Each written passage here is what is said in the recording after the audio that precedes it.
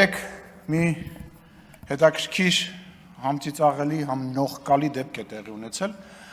Պատգամավորներից մեկը դուրս էր եկել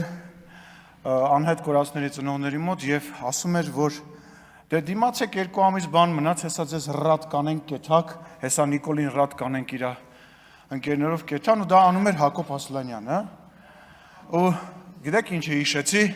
թե ոնց էր մեր խմբակցության նիստի ժամանակ լաց լինում եւ աղաչում, որ ինքը մնա մեր խմբակցության մեջ, առաջարկություններ էր անում,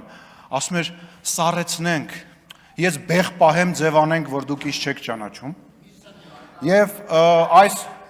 գիտեք, տենց մենք էլի տենց դեպքեր ունեցել ենք մեր քաղաքական պատմության մեջ եւ վստահ եմ էլի կունենանք տենց դեպքեր, որ մարդիկ, ովքեր Նիկոլ Փաշինյանի sense շող կտենում են, իրանց թվում է այդ իրանք են։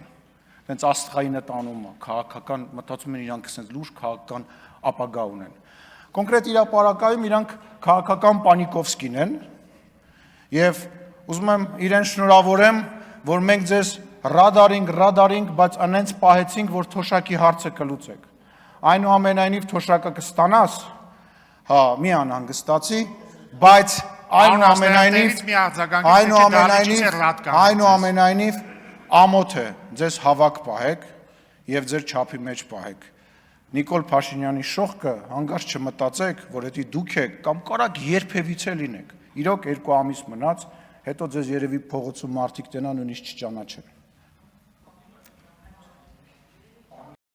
Մի մոռացեք հետևել մեզ Facebook-ում, ինչպես նաև բաժանորդագրվել մեր YouTube-յան ալիքին։